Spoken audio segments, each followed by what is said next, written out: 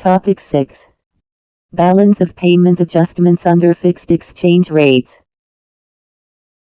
Adjustment under the gold standard. The gold standard operated from about 1880 to the outbreak of World War I in 1914.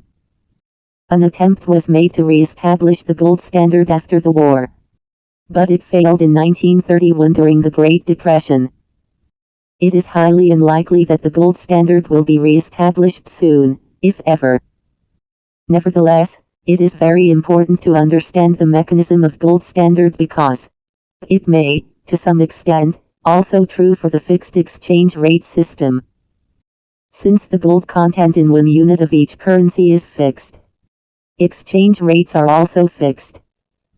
For example, under the gold standard, a £1 gold coin in the United Kingdom contained 113.0016 grains of pure gold, while a $1 gold coin in the United States contained 23.22 grains.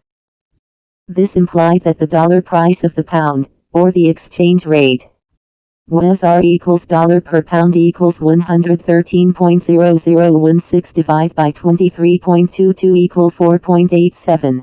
This is called the mint parity.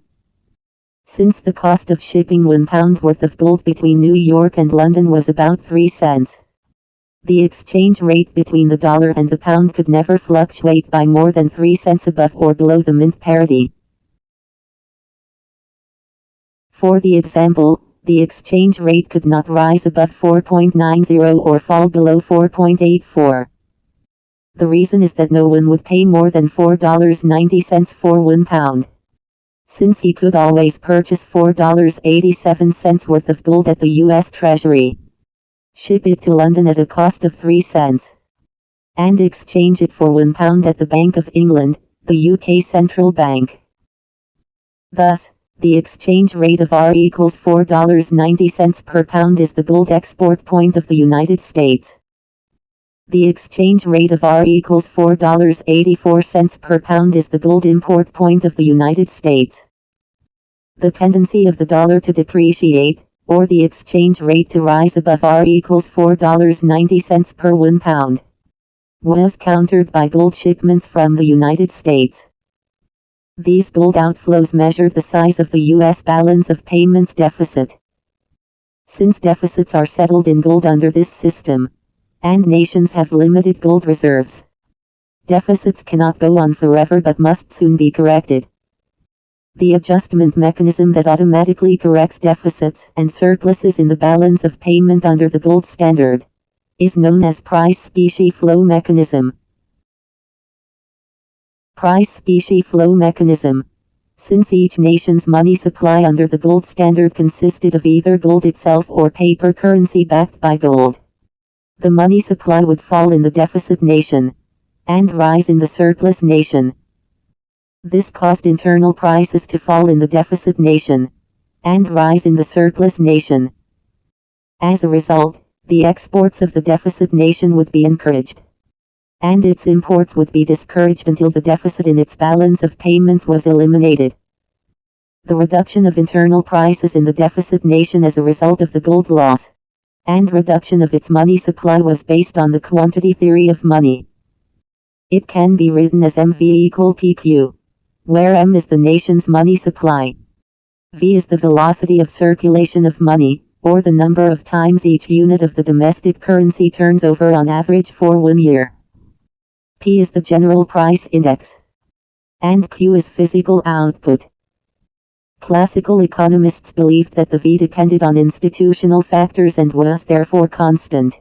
They also believed that, apart from temporary disturbances, there was built into the economy an automatic tendency toward full employment without inflation, based on their assumption of perfect and instantaneous flexibility of all prices, wages, and interests. For example, any tendency toward unemployment in the economy would be automatically corrected by wages falling sufficiently to ensure full employment. Thus, Q was assumed to be fixed at the full employment level, with V and Q constant. A change in M led to a direct and proportional change in P. Thus, as the deficit nation lost gold, its money supply, M, would fall and cause internal prices, P, to fall proportionately. The adjustment process is automatic. It is triggered as soon as balance of payment disequilibrium rises, and continues to operate until the disequilibrium is eliminated. Note also that the adjustment relies on a change in internal prices in the deficit and surplus nations. Thus, while adjustment under a flexible exchange rate system relies on changing the external value of the national currency, adjustment under the gold standard relies on changing internal prices in each nation.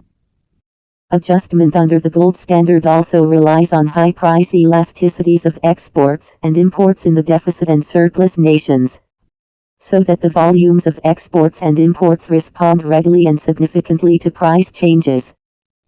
David Hume introduced the price specie flow mechanism in 1752, and used it to demonstrate the futility of the mercantilists' belief that a nation could continuously accumulate gold by exporting more than it imported. Hume pointed out that as a nation accumulated gold, domestic prices would rise until the nation's export surplus was eliminated.